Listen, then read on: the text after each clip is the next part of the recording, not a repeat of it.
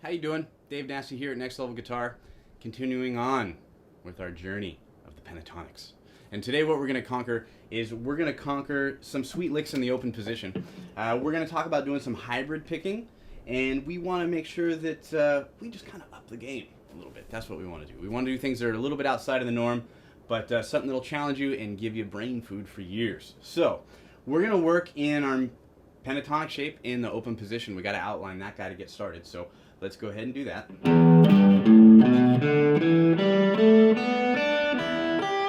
Real simple there, right?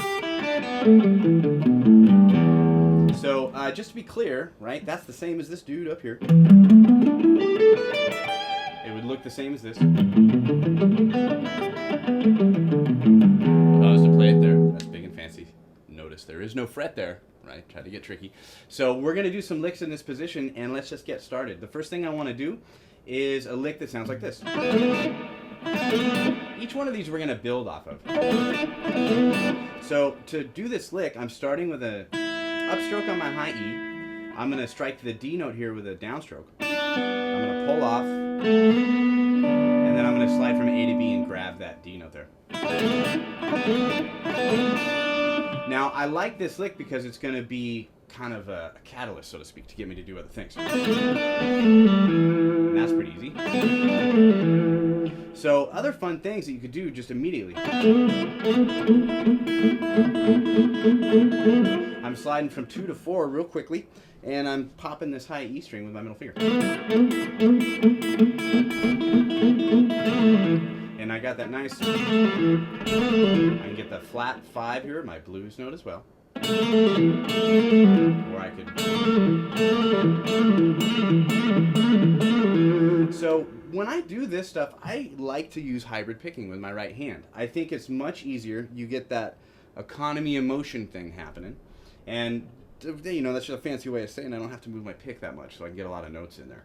Referring back to the first one, I may not hit that with an upstroke, I may pluck it with my middle finger. And then I'll pluck that one with my middle finger as well. So I'm going to turn this way.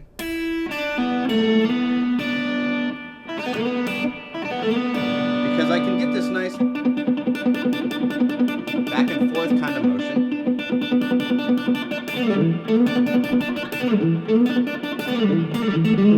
We're going to take off with this thing here in a minute. So if I start off,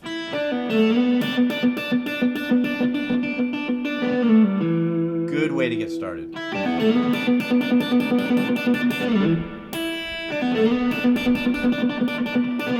You get such a neat sound tone-wise when you play with your fingers. It's a little fatter sounding, a little rounder, I think. So you get this kind of popping kind of sound.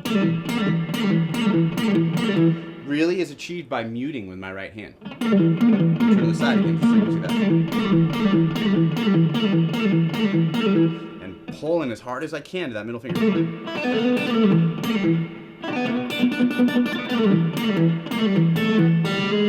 That's kind of a cool lick there.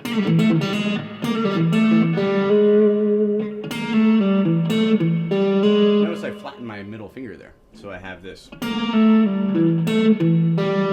All of these licks we're going to totally apply with the rhythm, you know, as we get going through this. But I just think these are things that are kind of over the top, you know, like you're busting out of jail kind of thing. Real extreme situations, you want to throw out some of these fast licks. Get back to this dude. I think that lick really helps you get the separation between your pick and your middle finger.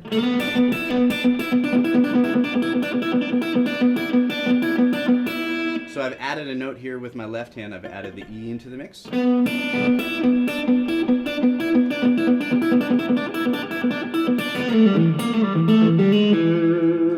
that covers a lot in that position. Let's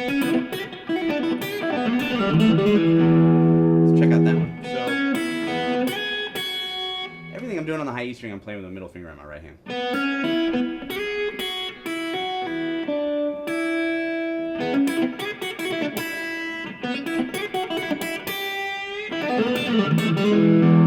If you bend that a little bit, it creates a little bit of tension. So when we're coming from here,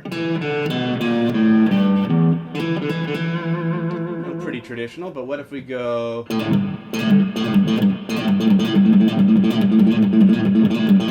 So what I'm doing there is I'm going to pluck my 5th string, or my A string with my middle finger.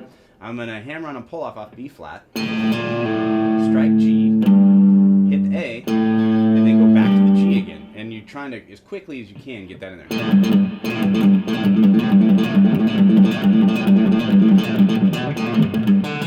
So if I bring all of this down real slowly,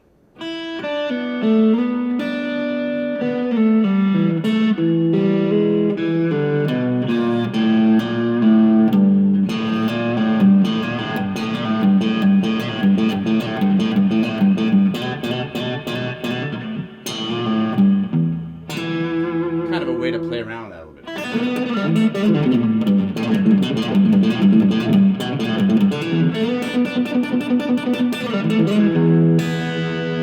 Working some of those positions. With the hybrid stuff, I'll tie in notes on the high string.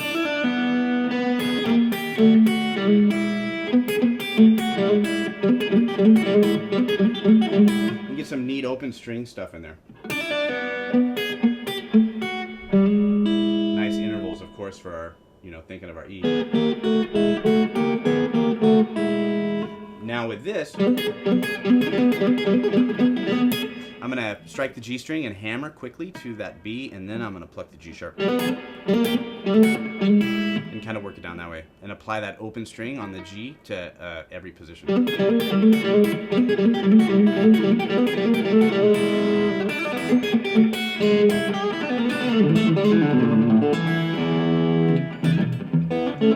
So let's talk about some rhythm.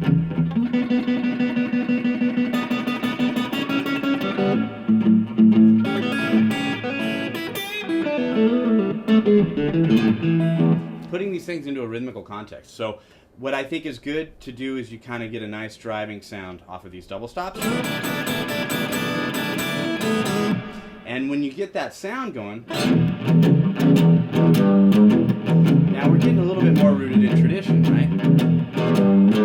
But I can very quickly try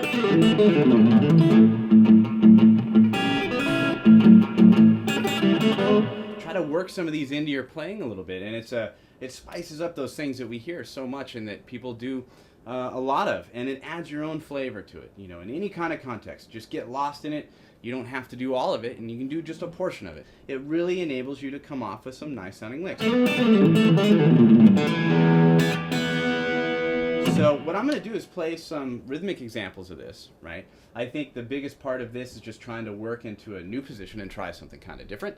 But I'm going to play some rhythm, and I'm going to show you how to apply these ideas, and I'm going to keep it straight ahead. And hopefully you'll find this information to serve you well. And I really appreciate it, because this is a lot of fun to me and a good thing to add into your playing.